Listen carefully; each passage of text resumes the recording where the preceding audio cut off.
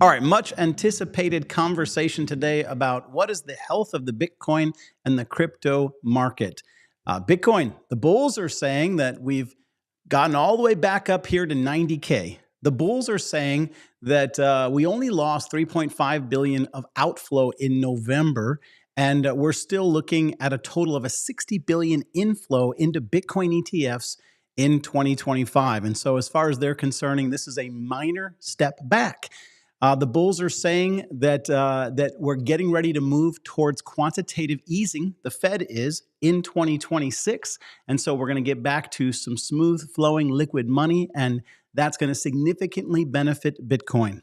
The bears are saying that we just had a horrible November that knocked us out of even the range of the all-time high, that it's a clear-cut sign that this is just the beginning of the rollover. We're clearly descending into the winter, that 3.5 billion outflow in a single month was a shot over the bulls' heads, and that we're definitely seeing a ton of whales bringing their Bitcoin back to the exchanges in preparation for even a bigger move. Now, if the whales are happy with the price and they're looking for a much higher price down the road, they leave all that Bitcoin in their cold wallet away from everybody, and they just want to sit and watch it grow.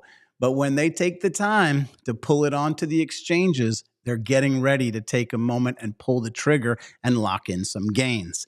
That's the basic bull bear case right now. I've got a special guest. We're going to dive into this. I'm going to give you guys my opinion. I'm going to give you my plan for Bitcoin right now and throughout 2026 today.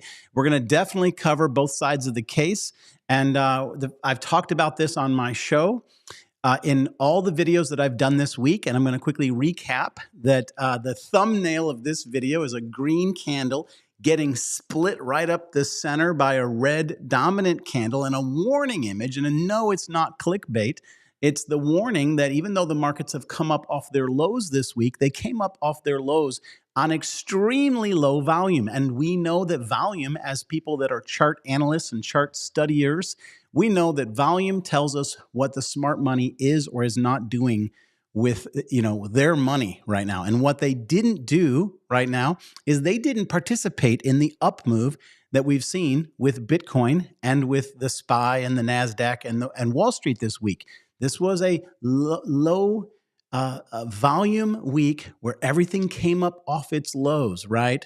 And so we're not out of danger. I'm not bearish. If I'm going to jump ahead, I'm going to bring my special guest on here. But before we even see his face, you guys can probably guess who he is. Could be Larry Jones, could be Keenan Grays, could be Mike. You don't know. But it is actually going to be my man, Mark Kiwimo, Tribal Trades. Christmas tree in July. Well, thanks for having me on, Josh. Do appreciate you and the Stocks with Josh fam. And I do want to say to everybody, pray that you all had a wonderful Thanksgiving time yesterday with your family and friends. And for those of you who aren't Black Friday shopping out of the malls, or maybe you are being smart like me, doing so online. And I hope you're having a restful, peaceful time there. But yeah, look, I think what you've kind of given two great scenarios there. And if we purely look just from the 4-year cycle, and is the 4-year cycle playing out? It currently is. The top was meant to be around October. That's when the cycle top was meant to come in. And so far, tick one, it has. Then from there, a drop down to the 50-week moving average, where it lost that level and had two consecutive closes below that level and is still below that level. Historically, that has meant the end of the bull run. That's happened. The MACD on the monthly has also crossed bearish. Again, that is typically, historically confirmed the end of the bull cycle. That's also happened. The next thing that happened, though, was a drop to the 100 EMA on the weekly. And that's the next thing that happens after the 50-week moving average gets lost. That was at around 85,500. And historically, what Bitcoin does is bounces off this and shoots up to the 200-day moving average, Josh, currently sitting at 109,000. So then the next step would be rejecting from there and then capitulating down to the 200-week moving average at sitting at about 55K. And historically, Bitcoin has never, ever set a new all-time high after it's lost the 50-week moving average. It's without retesting the 200-week moving average. So for Bitcoin now to make a new all-time high, it's going to have to do something that historically it's never done, which is not retest the 200-week. So currently everything is playing out exactly as it should be playing out, and which means the next is the retest of the 200-day moving average sitting at 109K. That's what's next going to happen based off that theory and based off history. However, if everybody thinks that's going to happen and is sharing about that and talking about that, sometimes you don't see that happen. Often what the market all expects to happen sometimes doesn't happen. But the market, I believe, was expecting. I've been sharing for many months and weeks, warning people about the top being in October, about it going to the 50-week moving average. And if it lost that, then that was generally going to be the end. And a lot of people were arguing about a super cycle for the ETFs. Well, but I actually, pause, yeah. Mark. You are first of all, Mark is a personal friend of mine, and he's brilliant. He's brilliant. Sometimes I tell him that he's too smart and that we have to slow down, and because he'll roll out the entire Bitcoin case in one intro. Right. First of all, I liked everything you laid. I agree with you. And as someone who is committed to believing that price is truth and we have to follow the charts, everything you said absolutely speaks to the fact that we are seeing the typical and expected breakdowns.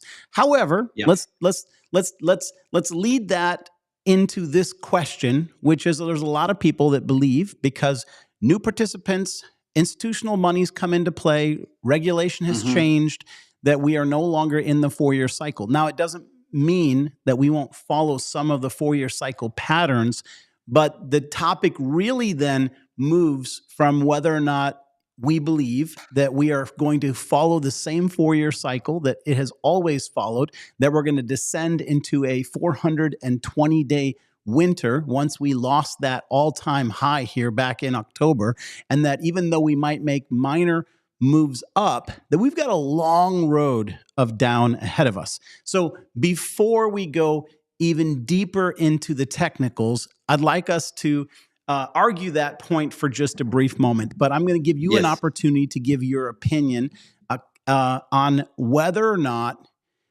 you think it makes sense to stick with the 4-year cycle right now and ignore the dips. Yeah. So look, one of the things that, I've learned from you, and one of your trading rules is to trade the trend. The trend is your friend until the end, and then you start a new trend.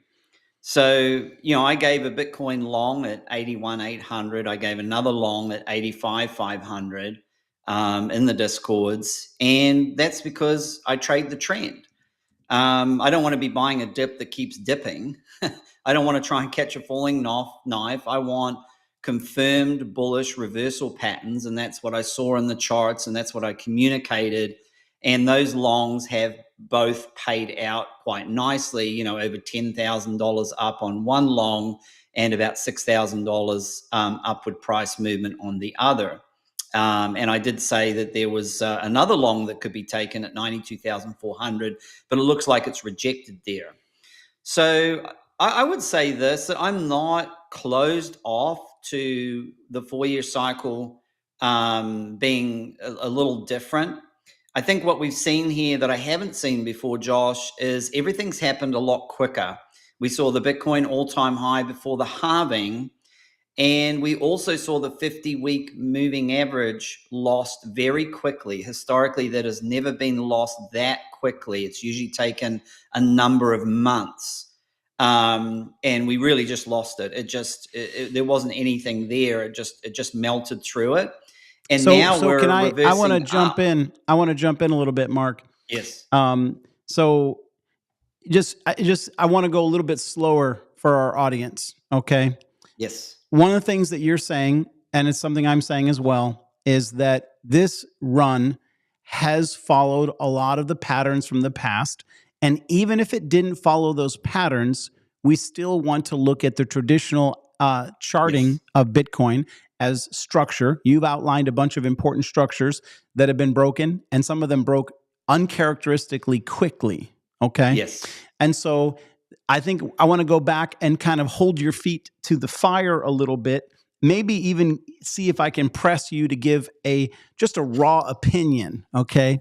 If you had to, and maybe it matters the question of where's your personal money. Now, I kind of know it because we're friends and I know what you're doing and same thing I'm doing, which is when the market's going down, I'm trading it to the downside. I'm shorting it. Okay. Profiting on the fall. When it's Yep. going up and it bounces on support, I'm trading it to the upside.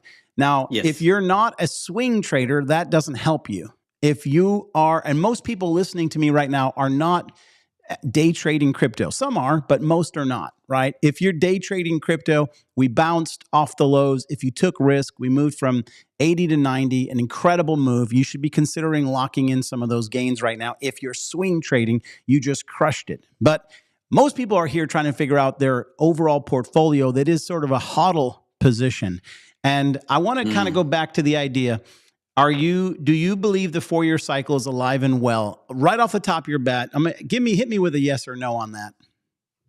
Yeah, I think it is. There's nothing that tells me that it isn't. So, until I get any kind of indication that it isn't, for me, it has to be because it is and it's following it currently. But like I said, I do think it could be accelerated. I'm open to that, Bitcoin, everything's happened a little bit quickly. And of course, look, if Bitcoin, Josh, gets above the 200-day moving average and starts to have weekly closes above that, then I would really have to question and say, wow, that's something that really hasn't happened before if we're in a bear market to see that kind of situation happen. And so it would be a if this, then that kind of scenario. I would have to, reevaluate the charts at the time. As you say, price is truth. And we just have to continue to look at the charts on a daily and weekly basis. I still think even if people aren't, I agree with what you say that if you're a long-term holder, how are you going to make money in this market? Well, you probably aren't, but I've been saying, and you and I have been saying, you were out of crypto at, I think, the end of 2024. I was I pretty was. much out at the beginning of 2025. And I did a video called Trader's Paradise, Investor's Hell at the beginning of 2025 to explain how I was going to approach crypto. And that's since proven to be very accurate because most altcoins haven't put in a new all-time high since that time that we both got out. But I still think you can open trades, even though, what was it, the November 12 low, we're almost at the end of November. If you'd opened a long there, you can still be in it for 2 weeks. I mean, you can go on a cruise for a week and still be in that long and making money. So I don't think you necessarily have to be a day trader or a scalper. I think probably a medium term approach is the better approach at the moment if you're not a day trader or a scalper. I think that's a great point. Real quick, we're going to diverge because I had mentioned Yeah. that we might be doing a little bit of trading. And so the Black Prophet wrote in there, did anybody take that SPY short? And the answer is yes. Josh did. While Mark was chatting, Josh did. I was in Josh was. yeah.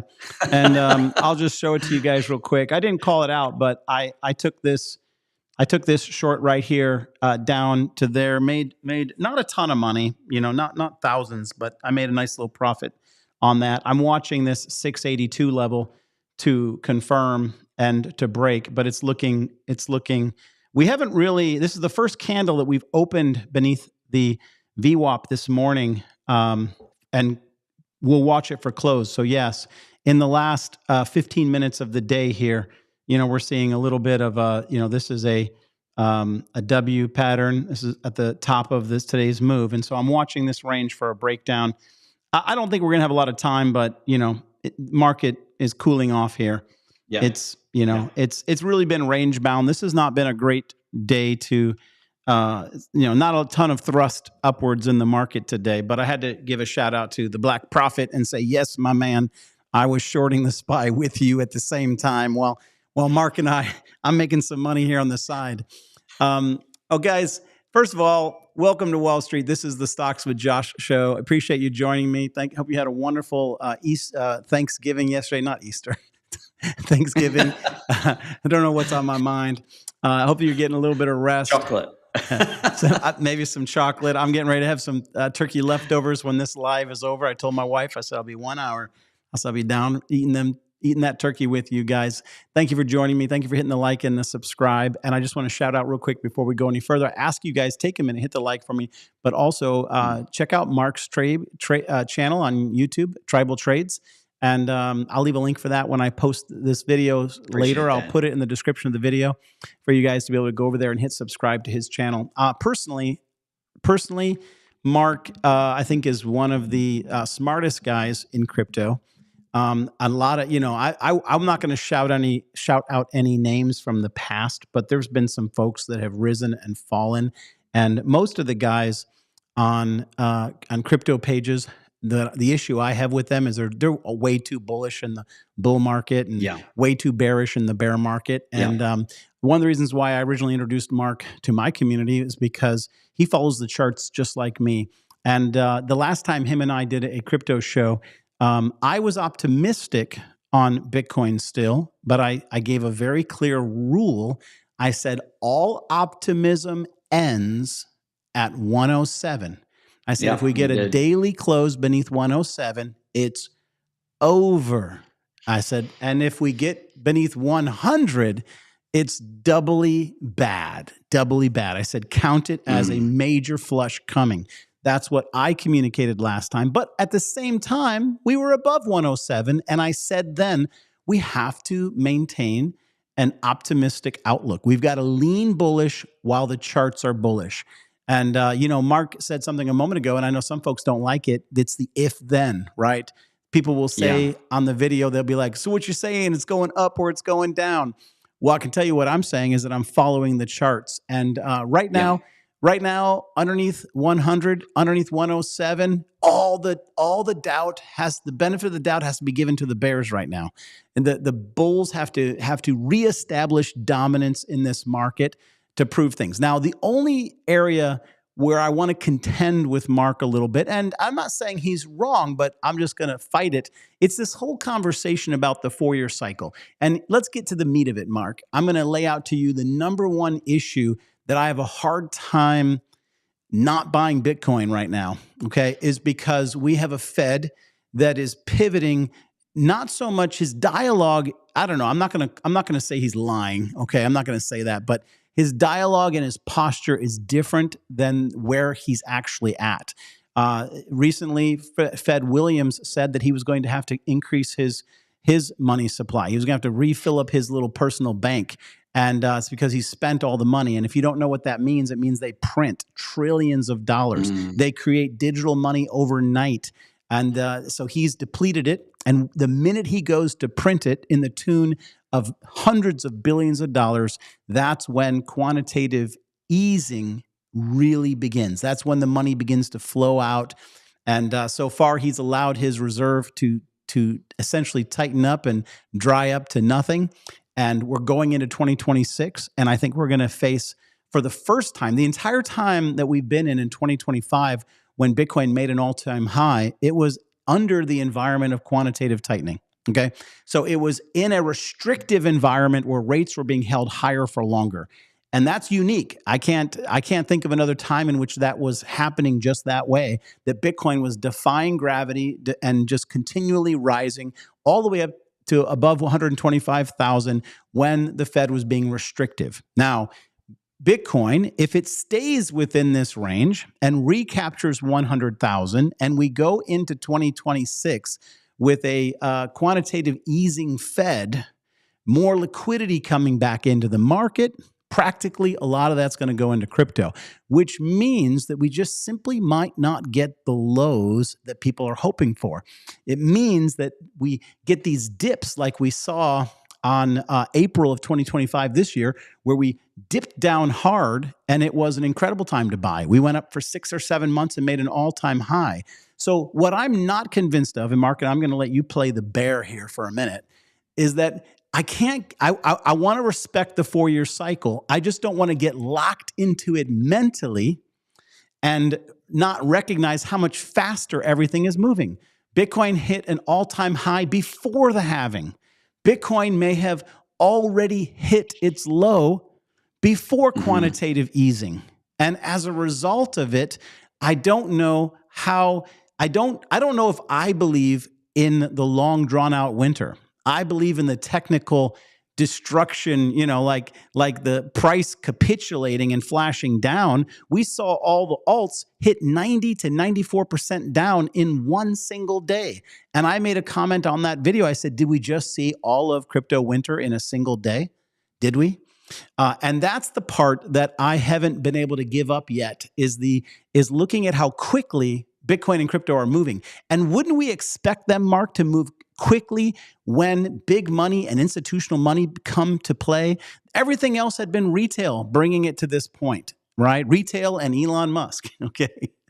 But now everybody is involved. All the world's governments are involved, and it's going to cause Bitcoin to be more stable, and we may not have the drawdown effect that we saw previously. So what are your thoughts on that?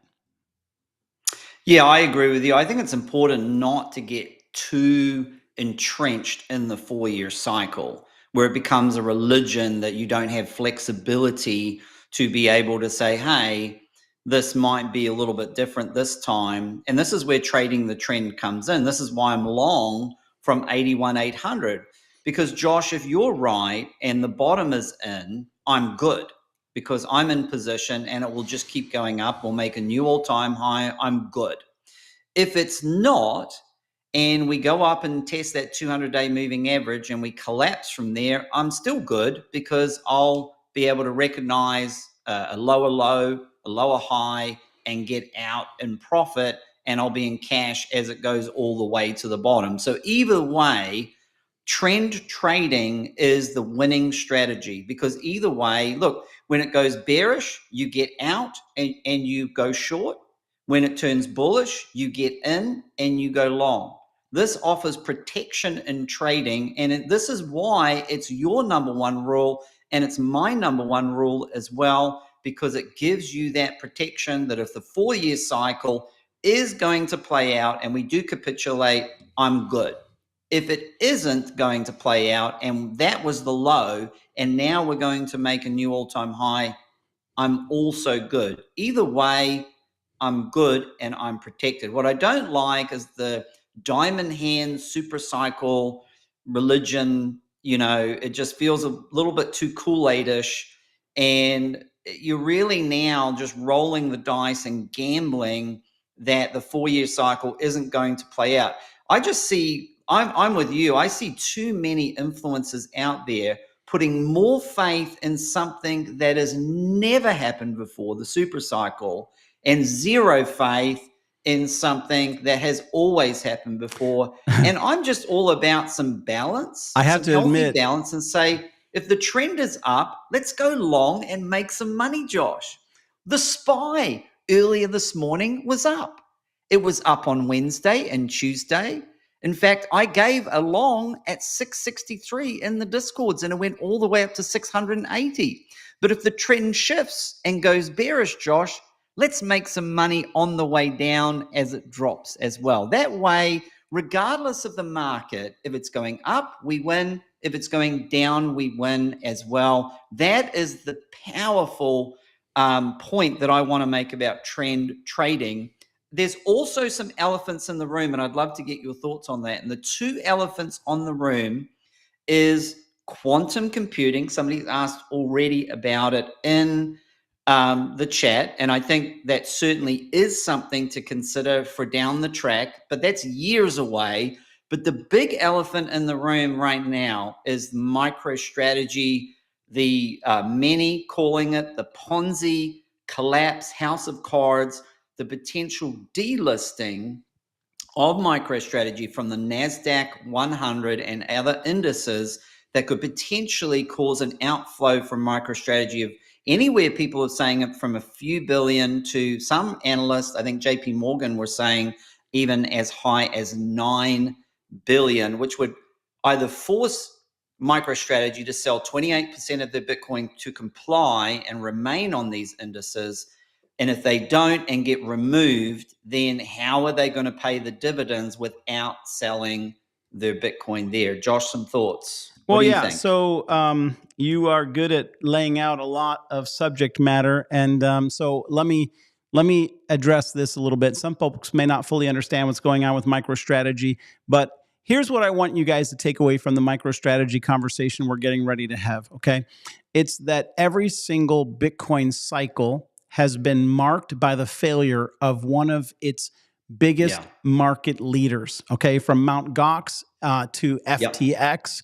And it appears to me that they're gunning for Michael Saylor, right? They're gunning for those who are taking too big of a position. Now, I'm not going to get super conspiracy theorists on this particular show, but there has been a lot of dialogue about who really created Bitcoin and what the goal for Bitcoin is globally, and the fact that they don't want any whales as big as Michael Saylor getting in on it the way that he did. And so, what we saw in the last Bitcoin winter was strategic attacks against specific cryptos and specific exchanges.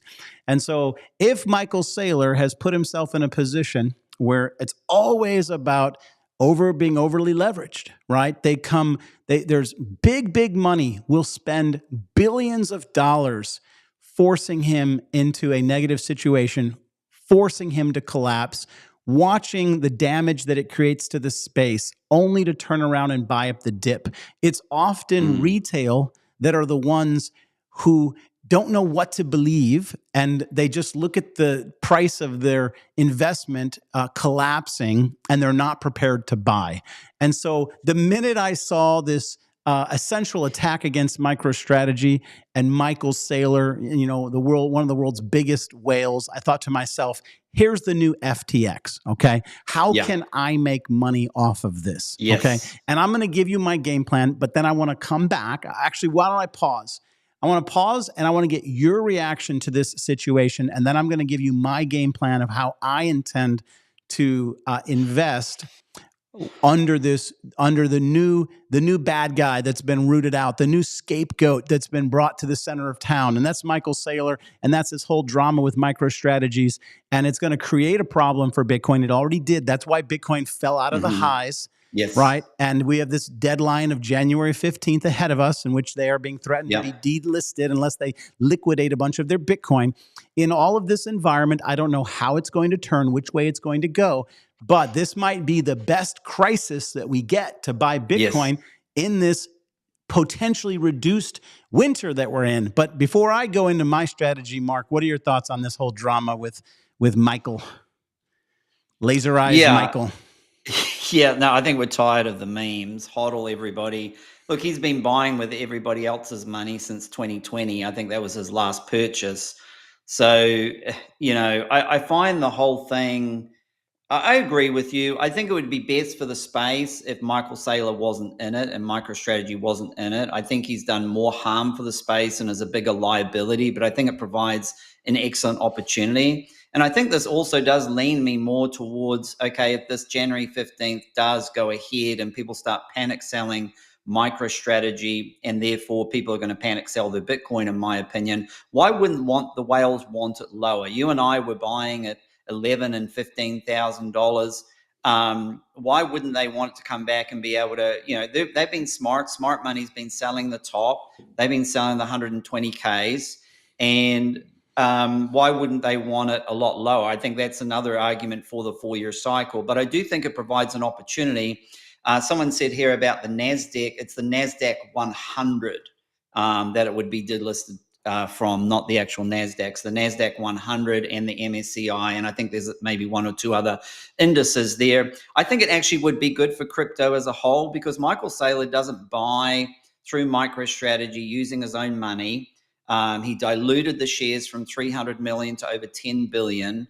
Really, really poor, in my opinion, really diluting all the MicroStrategy holders who really were the funders of the Bitcoin buys. He's been buying it on debt. We all know that's a bad idea. Mm-hmm. And now we're in a situation where he was buying at OTC. So, he would post that he was buying, but has zero price impact for anybody holding Bitcoin, because it won't move the price. So really, I don't understand all these big laser eyes where he's buying more Bitcoin. So what? You're just benefiting yourself using other people's money to accumulate far too much of this asset than he should have been allowed to buy with debt. And I don't think it ever can be really a reserve country of the USA, where you've got a house of cards like MicroStrategy just potentially collapsing the price there. So I agree with you. I think it could be an incredible buying opportunity. Hold on, Mark. I want to emphasize something you just said, because you'll blow through powerful comments. So Mark just laid out an extremely powerful point, but he was just dropping it like a gem in conversation. And it was this idea of Bitcoin's stability and its use as a reserve currency or store of value. That the government can't do that if there is someone like Michael Saylor in position on high leverage. So basically, the idea is, if you're really going to advance Bitcoin, don't you have to destroy MicroStrategies to give more credibility to Bitcoin? Yeah. And that was kind of the point he's making. And I think it's a valid point. And, a lot of us would love to believe that Bitcoin's not being controlled, that it's uncontrollable, that it's fully, it's out there in the wild. It's, feral Bitcoin. But unfortunately, there are clearly things we don't know about Bitcoin. We don't know who created this, and it's done very well.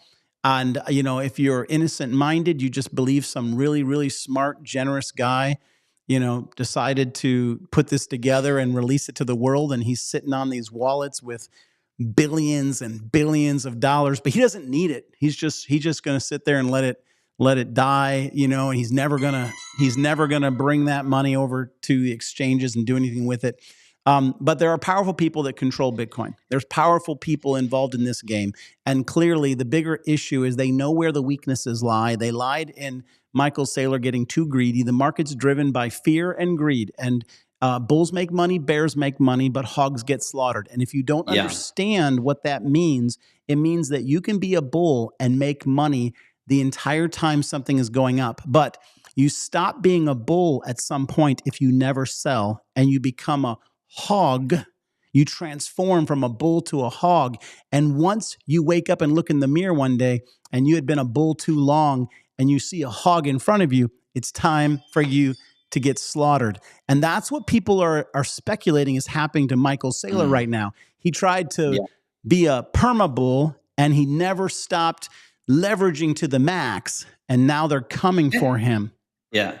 And he was always buying at the top. There was no strategy. I mean, he should have rebranded to No Strategy or Tragedy because, he's just buying at the top. Like, why aren't you buying in the 80s and the 70s? You're buying everything up at 120. You're bringing your average buy up to 74. And now you're in the eyes of MSCI. You can say, hey, you're 77% in Bitcoin now. You're a fund now. Now we're going to delist you. So I agree with Josh. I think it just got beyond smart to extremely greedy, and I think he may pay a price for that. We'll see. We'll see what happens. There's a lot of time between now and January the 15th. So and I noticed a comment on here was saying that how I'm just a short-term trader. Well, just don't forget, I bought Bitcoin under $15,000. Actually, Grayscale Bitcoin was $11,000 when Bitcoin was $15,000. And I was actually telling people not to buy Bitcoin at $15,000, but to buy the discounted version on Grayscale for 11,000 and was able to ride that all the way to the top many years later.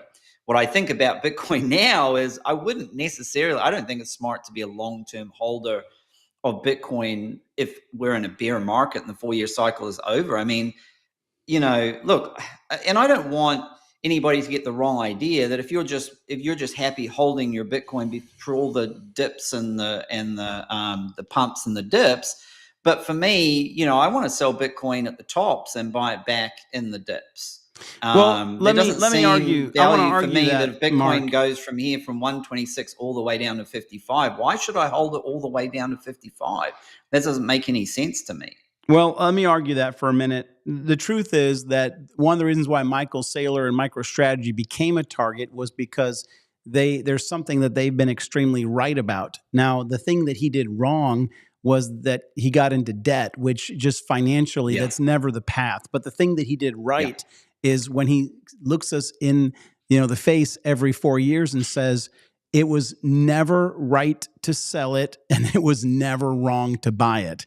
If you had only ever been buying, every single purchase you've ever made is up right now. And there are many of us who believe that to be true. I personally believe that to be true.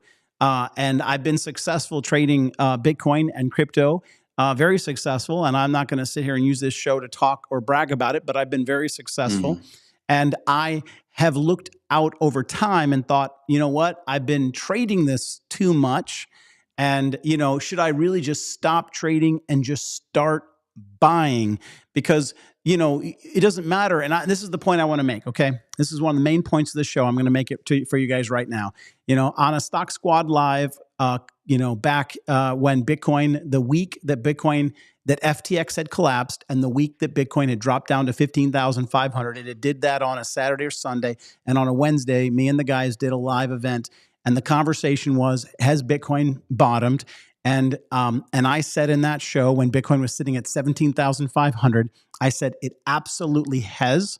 I was following the 4-year cycle pattern completely. Like my entire logic was based on the 4-year cycle. The amount of days, where we were, everything that had happened was the same. And I said, yes, the fact that we are past the timeline of when we should have bottomed, and we've marked that timeline by a definitive event such as the FTX collapse. I said, yes, that's the bottom. But here's the more important point I made, because there was people talking about the fact that Bitcoin would, that its true bottom was 12K. And we're just potentially $3,000 away from its true bottom. And I said to everybody on that show, when we were $3,000 above the actual bottom, I said, are you really willing to risk not participating in the next up Bitcoin cycle when this gets to 80, 90, or $100,000 a year and a half from now? Are you really willing to risk not being in for $3,000? You're going to walk away from $100,000 to try to get a better price on Bitcoin from 15 to 12. Now, I'm going to say that that same mentality is haunting me today, that I kind of am worried about doing the same thing. I'm worried about, and I know this isn't going to be the same for everybody out there. We're all going to be in different financial situations, but for the want of a $10,000 difference from Bitcoin, it went to 80, for the want of it going down to 70, are you really going to give up the move from 100,000 to 200,000? Are you trading a $10,000 better entry for a $100,000 future gain? Now, I can't answer that for all of you. I can only answer that for myself. And it's why I said recently that I was out of the Bitcoin trading business. I constantly trade the alts, and the majority of the money's been made recently by taking the alts to the downside. But Bitcoin, I'm more concerned about positioning myself for 2030. I've got an exact number of Bitcoin that I want to buy, and I'm looking at the fact that I believe that Bitcoin's going to get to 500,000 to 750,000. Okay, I think we're going to see $700,000 Bitcoin between now and 2030.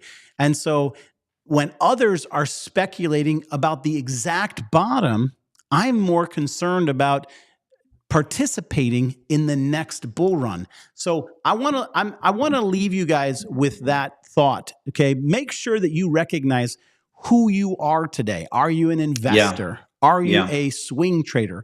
Mark and I have got years of, I was swing trading and making money while we were on this Yeah. call, on this live event. So I do both, okay? But I think the majority of you guys buy and hold. Now, the alts, let's transition for just a minute to get the conversation about the alts in, Yeah. because the alts, they never did it, Mark. They came up off their lows. A handful of alts No. introduced themselves. They said, "Hi, I'm Suey. I'm going to be part of the top 50." But Hold on a second. no problem. Keep going, Josh. Keep talking. Yeah, but the I think fact is, someone wants to say hello. You want to come say hello?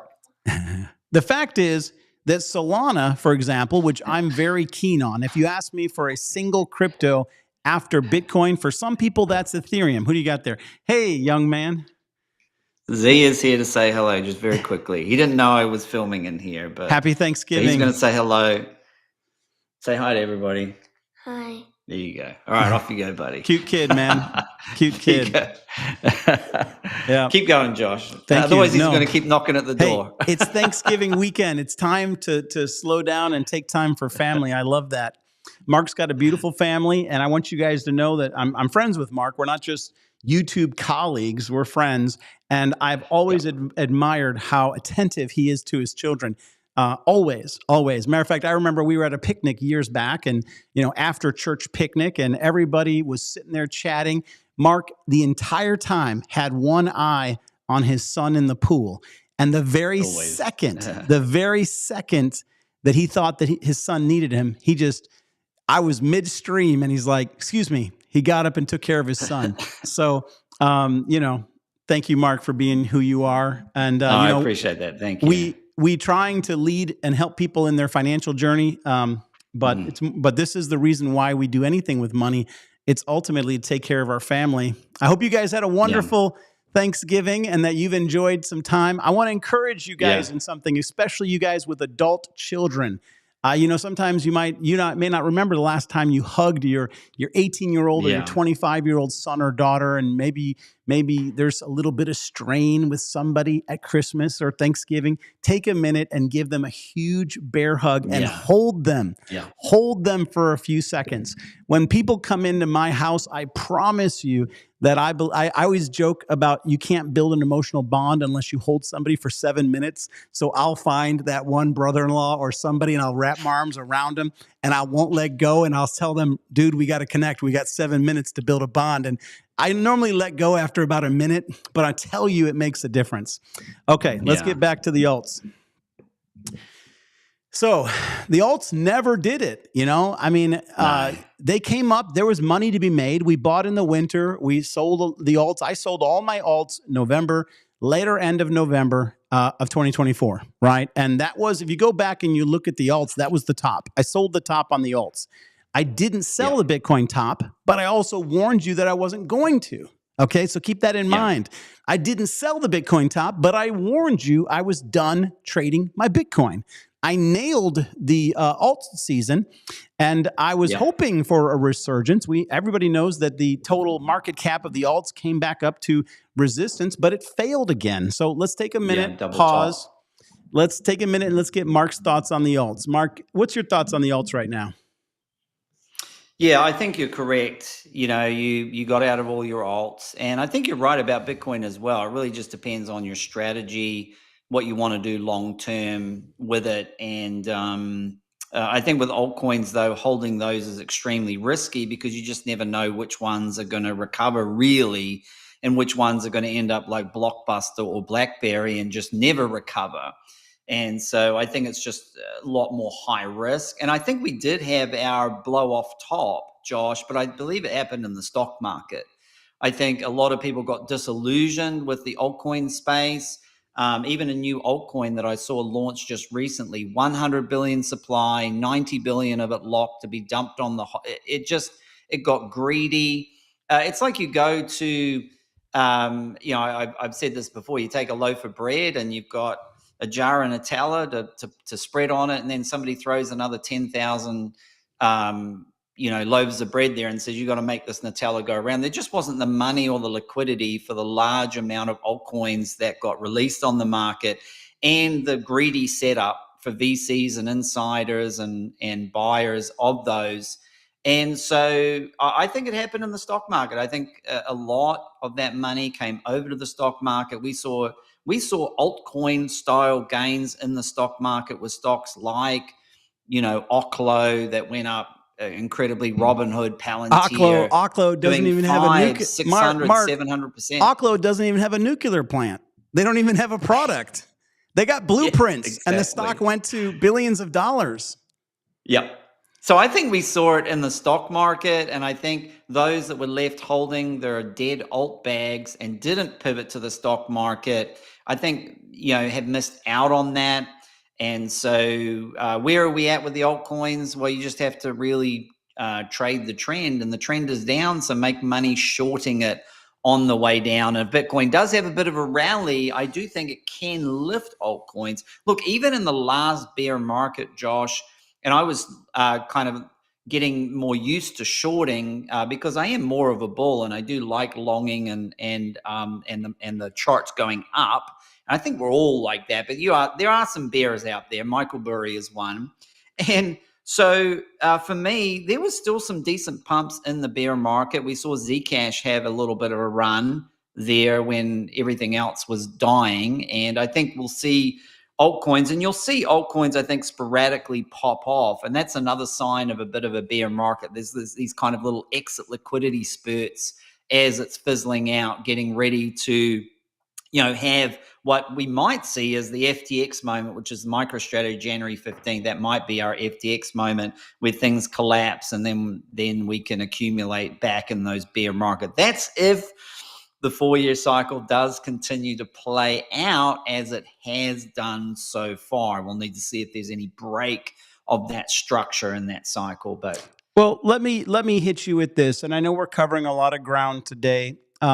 I'm going to talk briefly at the tail end of this show about the SPY and what to expect this next week, and I'm going to give some technical warnings. The thumbnail of this video is a green candle being split up in the middle by a red candle, and so I want to show you what we're going to need to watch for. So I'm not bearish or bullish. I'm a technical trader and a long-term investor. And if you're trading, you want to make sure that you're taking profit when you're supposed to, and when you're loading up when you're supposed to. But before I do that, I want to round out the conversation about the alts here, Mark, with you. I'm going to ask you and give me a clean, concise answer. What is if you were to buy any altcoin, I'm not even going to say right now, when you decide to buy altcoins, what's the first altcoin that you're going to that you want a piece of in the next cycle? TAO, T-A-O. Because it most looks like, is set up like Bitcoin. Yeah. For me, TAO was my number 2 pick, and that's really high on my list.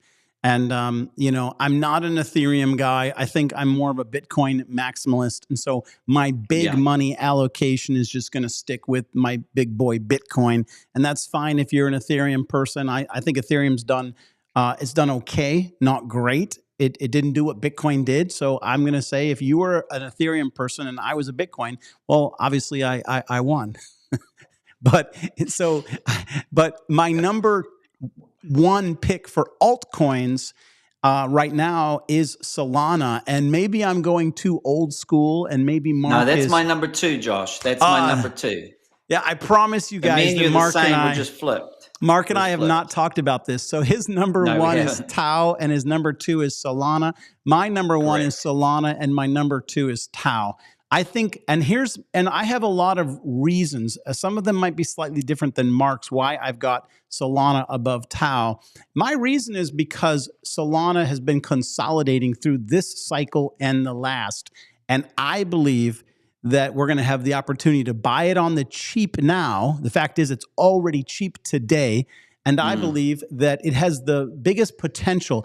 Remember that Solana, think about this for a minute, Mark. I'm talking to Mark, not the rest of you guys right now, okay?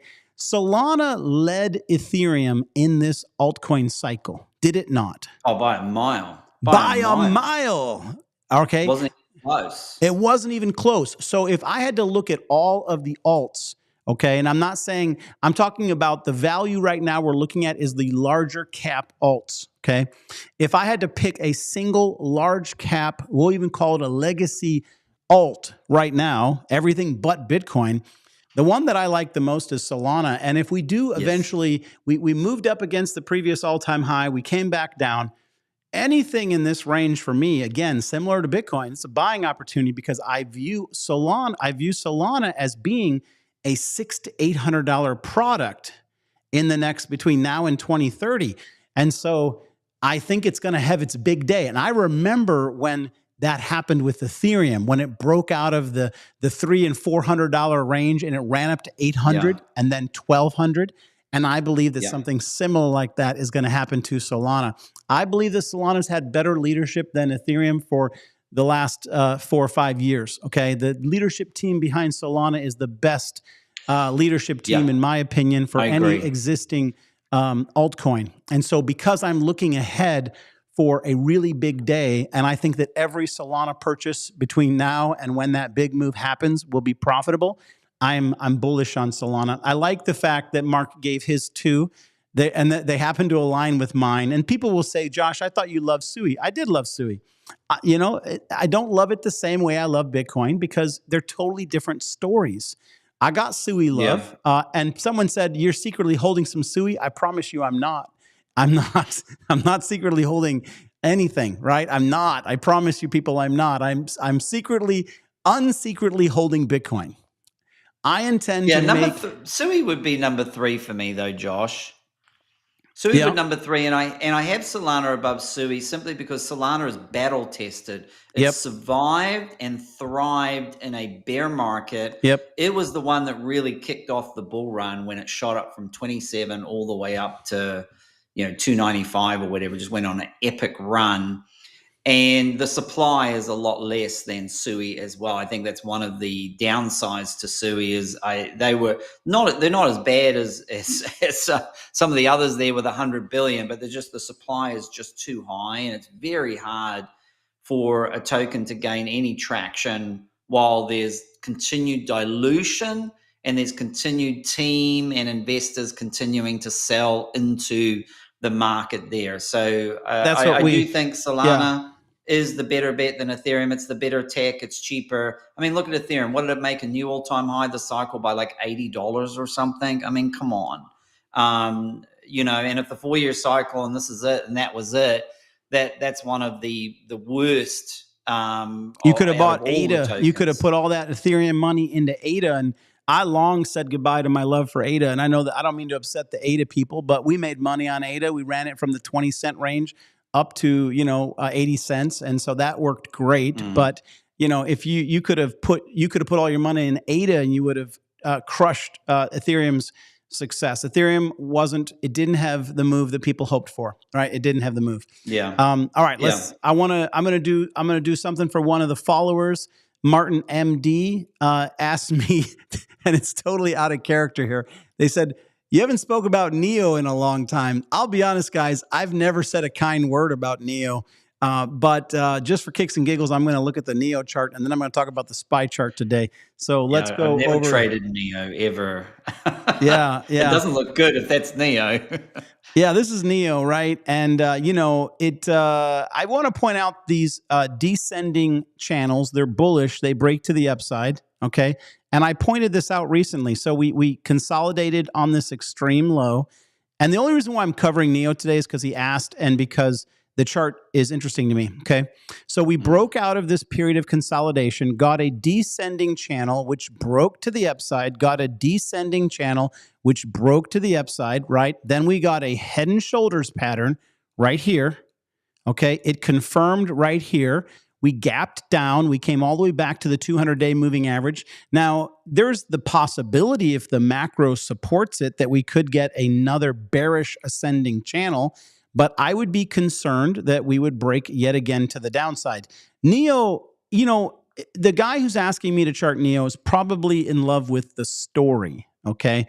I'm not in love with the story of NEO. I'm a Tesla guy, and I believe in relative strength, which is a concept of buying the winner in the pack, because the winners keep winning and the losers keep losing.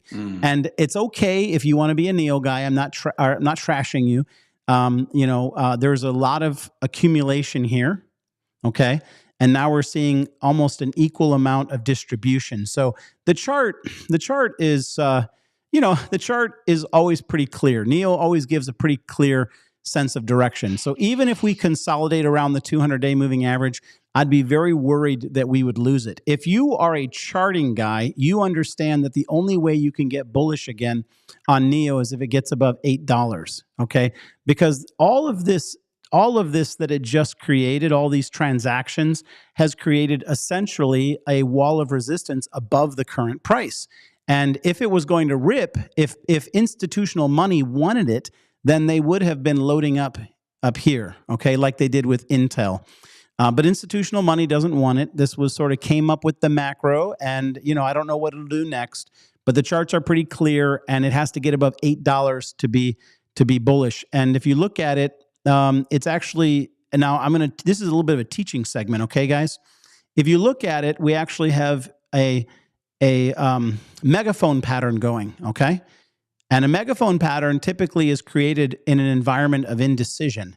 And it's where you get a series of lower lows with a series of higher highs. And occasionally these megaphone patterns begin to consolidate. They'll take even longer to do it, and they turn into a diamond pattern, okay? And that's where we basically do this. But let me just point out to you, based on the current time frame, this has already been in this megaphone pattern. You're looking at, if this were to do well, you're looking at past 2027 for a potential breakout above this $8 range. And I can't say that everything I just told you will play out exactly as I just outlined it for you. But for those who are Neo guys, you just got my long-term view of Neo. It's not in a breakout. It's in a megaphone. Megaphones often turn into diamonds. Diamonds at the bottom of a move are actually bullish, but it can remain in that consolidation for the next 3 years. And why are you going to put your money in something? I'm talking about owning Bitcoin from 80,000 to 800,000 between now and 2030. And you're talking about trying to get some Neo between $8 and $5 with the hope that it would break out above 8 in 2030. That's not strength to me, guys. Okay. Any thoughts on Neo, Mark? I thought Neo would underscore. Go ahead. I've never traded Neo. I'm a Tesla guy, so I'm not a bull or a bear. I'm just a what do they call them? I'm not active either way in Neo. You have no concern, no financial concern for it. All right, let's talk about the SPY. Guys, I want you just to understand what's happening with the SPY. I'm going to take you into that chart. And let's just analyze it, because someone will say, well, wait a minute. Okay, someone will say, why are we jumping from the Bitcoin to SPY? Because Bitcoin has begun to align itself with the NASDAQ. And that's a reason that some folks are bullish, and that's a reason some folks are bearish right now. I personally think we're still in a rally. I think we're in a moment of distribution or consolidation after a major move, and we could find ourselves in the middle of, at some point in 2026, after having made some pivot highs and lows, we could find ourselves finding the next leg of the rally in 2026 as the Fed's easing really kicks up. And that could be very bullish. We could find that impact on Bitcoin is that it kind of runs a similar path over the course of the next 6 months. And then later in 2026, it continues higher and doesn't have a long drawn out winter. And then me and Mark will be back here, and I'll be telling him we already had a winter when we dipped. It was just an expedited winter. Okay. Well, but I want to point out this, so these are weekly candles. We've had 4 straight weeks where the market's been going lower. And this is a beautiful candle. It's practically it looks like it's breaking out. It's bounced off of the lows. Let me make sure I've got the right moving average on here that I want to talk about. Yeah, that's the 9. We want to put the 20 on. You can see recently we had this beautiful test of the 20. And I've talked about it so many times before that we had to come back and test the 20 and bounce, and we did. Now, for next week, I'm giving this to you guys today, Friday. Now, in a live on the Stocks with Josh Discord on Miss Mary's Sunday afternoon channel, I told everybody that evening when I came on as a guest to her event, I said, and at that point, the SPY was right here. I said, we are only going up this week, that being the week that we just went through. And I said, I don't believe this candle is going to end the month as an engulfing. I said, I think we're going to push up. And at bare minimum, at the time, I said we were going to test 663 at bare minimum, right? And of course, we've gone up. But I'm going to give you guys the pattern that concerns me the most right now and the reason why. And it's going to sound a little bearish, but, just take that with a grain of salt. We have all of these monthly candles showing a very solid accumulation and a very dominant red candle here that is kind of equal to the last green candle, okay? This looks like it could be forming at the top of a move as a potential evening star, push up, doji, and we could, in the month of December, push down. So how can we determine whether or not we're going up next week or down next week? Well, volume is the challenge that the market has, Mark, right now. All the volume that we've had in the last 4 weeks spoke of selling. And the volume that we've got here this week, it was very subordinate to the volume nodes of the previous 4 weeks. And so this doesn't really speak about reversal. So we melted up. We took advantage of the bears while they were off eating turkey, and the bulls pushed the price up. But if the bears come back and the business of selling continues, the only way that the markets are going back to make a new high is 685. So I want you guys to watch 685 next week. If we close above 685 on Monday, then we're likely to make a new high. If we reject at 685, then all this was, and I'm going to draw it out for you on the charts, all this is classic distribution. Down on high volume, up on low volume. Mark, why don't you give your thoughts on what I just shared? Well, my video this morning, 685, because if it doesn't go to 685, it simply doesn't make a higher high. It makes a lower high. That's bearish for me. So you've nailed it. And then for me, the area that really does need to hold is the 9 EMA on the weekly. It's currently at 639. It might be a little higher by next week because while price is above it, it does pull it up. But you did see that we closed under it, and we hadn't done that since February of this year. That was the last time the SPY had a weekly close, but it jumped back up above. So I see that as a fake out. And if we were to lose that again, then the 9 could possibly cross below the 20. Again, that hasn't happened since February. And what happened after that, we had a bigger correction. So we don't want to be below the 9 for any length of time to cause that very, very bearish cross. So those are the two I'll be looking to the downside. 639 as the line in the sand. That's the 9 EMA on the weekly. And if you just look at when the price broke above the 9 EMA back in April, every time it came back to the 9, it was a beautiful support. So the 9 EMA was the guiding support for this entire run. Absolutely. That's why I see it absolutely crucial to stay above that. Otherwise, I think we could be in a deeper correction. That's at 639. It might be at 640, 641 by Monday next week. And 685 is the level to the upside to break. I love it. I love that. Very good stuff. There was one great comment here from Limitless Society 6204. How do you get the masses to follow a new form of currency unless you say it's not government related at first? We're not going to get into it today, but the fact is we have a crisis of debt globally, not just in the United States. The United States has $36 trillion in debt, and you start adding in student loans and you start adding other forms of debt, and we have an insurmountable debt problem in the U.S. And I think, I don't know the number, I believe it's $180 to $200 trillion globally of debt. And so there's a crisis that we're slowly more moving towards. And that type of financial crisis, every single time it's ever been established in the pattern of economics, has always been solved by war, okay, or a hyperinflation, right? Right? Or a change in the monetary system. Those are the three. Okay. So we don't have hyperinflation, even though I think we've been kind of manipulating the currencies to avoid that, but we don't quite have hyperinflation. And we do have the fear of war. I want to remind you guys that at the beginning of this year, Goldman Sachs and a number of the big analyst firms that I follow, I read their overview of what the upcoming year is going to be. And every last one of them said that there was going to be increased geopolitical tensions in 2025, right?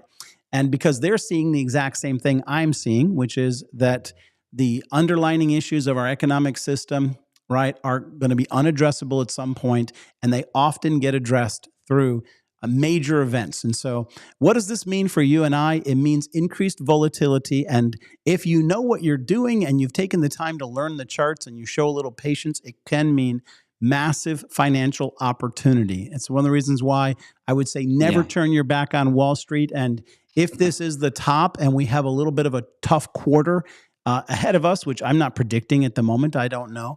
But if we did have a tough quarter, for me, best case scenario is that we move sideways over the course of the next 3 months. That's best case scenario for me.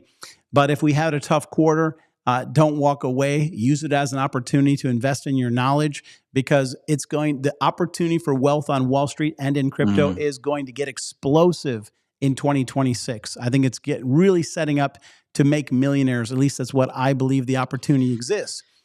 So at that point, Mark, any final thoughts?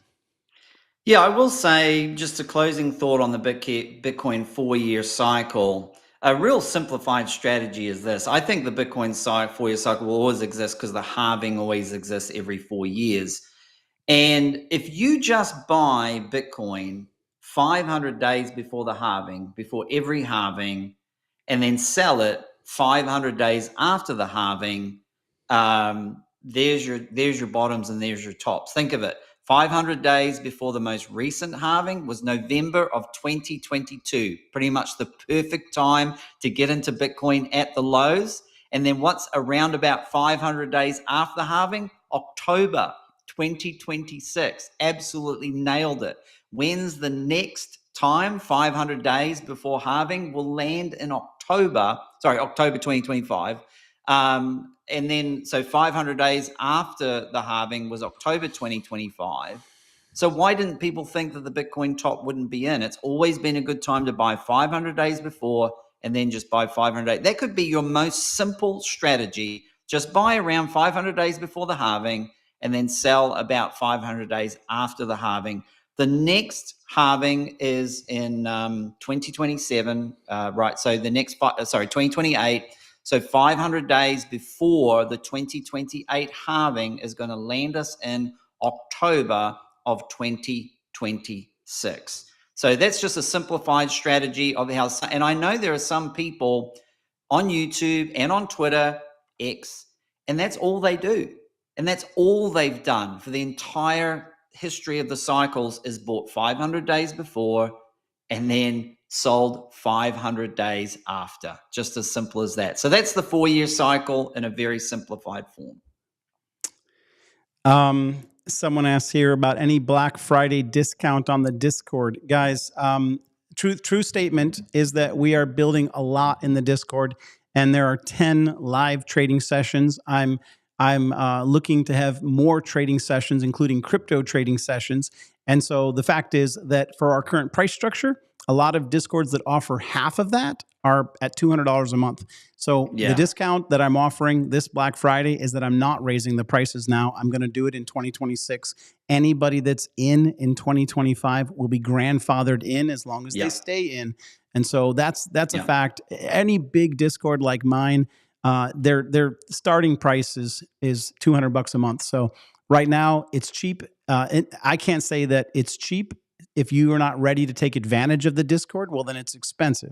If you're ready to to take advantage of it and use it like a university. Well, if you compare it to a lot of people's wasted tuition at a lot of Ivy League colleges where they got student loan debt and they're not even employed and they're living in their mama's basement, well, then our Discord is an opportunity to learn a skill that could be a major difference maker in your life. It's been a major difference maker in my life. I Yeah. brought up a number of crown traders. Mark's been brought up through the Stocks with Josh Discord, Yeah. and Mark, it's a game changer, hasn't it been? Yeah, absolutely. And when you think of Michael Burry's Discord is, I think it's $300 a month. And all he's going to do And is tell you to buy Bitcoin. And he's been Or wrong no, not most of the Bitcoin. time. I'm I think thinking, he got it right yeah, once. yeah, yeah. Yeah, I think it's a steal of a third of the price. The Stocks with Josh Discord, a third of the price to learn. And Josh is right. You know, you get out what you put in. You don't get what you wish for. You get what you work for. And a lot of people, you know, I say this to my kids. I say, don't complain about the results you didn't get from the work you didn't put in. And if you put in the work, if you grind and you learn under this incredible mentor and trader, proven in this industry for many, many years, as I have done and learned and have been privileged, not just to call Josh a mentor, but also a friend, then I believe you can see some truly incredible results. And so I would encourage anybody who's out there sitting on the fence to jump in. You know, today can be the first day of the rest of your life. And so, you know, make that call to say, hey, you want to undertake a wealth transformational journey. This is the guy that you want to do it under. Yeah, and I just want to acknowledge that the Discord has grown well beyond my skill sets. It employs a lot of fabulous traders and teachers who have different styles and techniques of making money. And we've got 5 weekly teaching sessions, as well as the 10 live trading sessions, as well as a number of great alerts on swing trades from different guys like Parker's been doing really well. He's been more bearish. And so this week, being an up week, I know he's taken some heat, but it's not just me, it's me and the Crown Traders. Thank you guys for joining me today. I hope you have a wonderful Thanksgiving weekend. Thank you. I'm Yeah. bullish on Bitcoin. We didn't spend a lot of time charting it right now, but I'm going to say this. I'm going to leave you guys with this thought, right?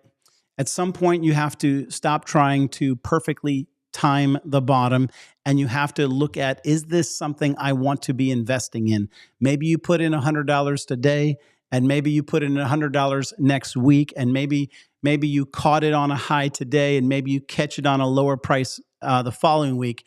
But the big question is this asset going to go up? And right now, Bitcoin's proven itself to be essentially one of the top performing assets in human history. And Yeah. I have no Yeah. reason to believe that that's going to change. I have no I reason agree. to see that Yeah. it's changing. And so, yes, there could be a $10,000 difference in Bitcoin between now and the true bottom. There could even potentially be a $20,000 difference between now and the true bottom. Having said that, are you going to not buy any at all and lose out on the run above 100,000?